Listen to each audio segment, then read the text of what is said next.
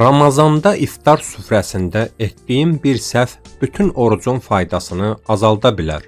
Bəli, sən saatlarla ac və susuz qalırsan, amma iftarda etdiyin yanlış seçimlər həm sağlamlığına zərər verir, həm də səni daha halsız edir. Əgər sən də Ramazanda köp yaşayırsansa, mədə yanması varsa, çəki artırsa, özünü ağır və yorğun hiss edirsənsə, bu videonu mütləq sona qədər izləməlisən. Çünki indi sənə insanların 90%-nin iftarda etdiyi ən böyük səhvləri və düzgün yolu izah edəcəm.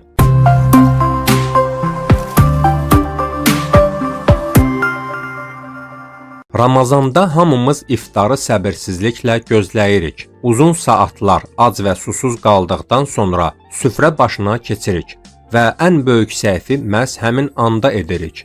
Bəli, çox insan fərqində olmadan iftarda elə səhvlər edir ki, bu səhvlər mədəyə zərər verir, çəki artımına səbəb olur, halsızlıq yaradır və hətta bəzi xəstəlik riskini artırır. Bizim iftarda etdiyimiz birinci səhv iftarı birdən-birə ağır yeməklə açmaqdır. Ən çox edilən səhv budur. Saatlarla ac qaldıqdan sonra birbaşa ağır yeməklərə hücum etmək, yəni qızartmalar, xəmir yeməkləri, şirniyyatlar yemək. Unutma, gün boyu boş qalan mədə birdən-birə ağır qida qəbul etdikdə şoka düşür. Bu isə mədə yanması, həzm problemləri, köp və yuxu gətirir. Doğru üsul isə belədir. İftarı əvvəlcə su və xurma ilə aç. Sonra yüngül şorba və ya salatlarla davam et. Ağır yeməyə keçməzdən əvvəl 10-15 dəqiqə fasilə ver. İkinci səhv birdən-birə çox su içməkdir. İftarda bir çox insan 3-4 stəkan suyu bir nəfəsə içir. Amma bu düzgün deyil. Çünki mədə genişlənir, həzm zəifləyir və köp yaranır.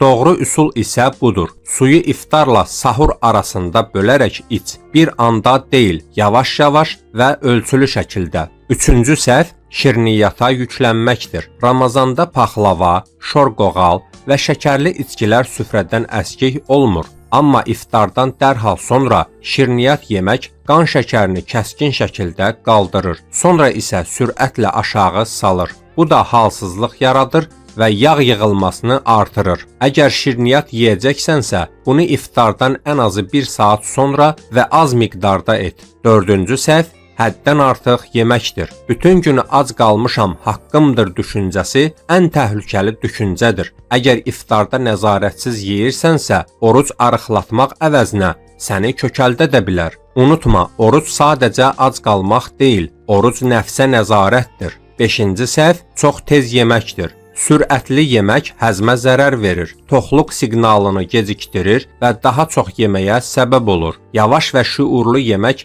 həm sağlamlıq, həm də dini baxımından daha düzgündür. Ramazan sadəcə mədəni doldurmaq ayı deyil, bu ay nəfsə nəzarət, səbir və balans ayıdır. Əgər iftarı düzgün etməsək, orucun sağlamlıq faydalarını öz əlimizlə azaldarıq. Əgər bu videoda özünü gördünsə və bu səhvlərdən birini edirsənsə, indi dəyişmək üçün ən doğru vaxtdır. Videonu bəyən ki, daha çox insan bu səhvləri etməsin. Sağlam qal, balanslı iftar et və Ramazanın bərəkətindən düzgün istifadə et.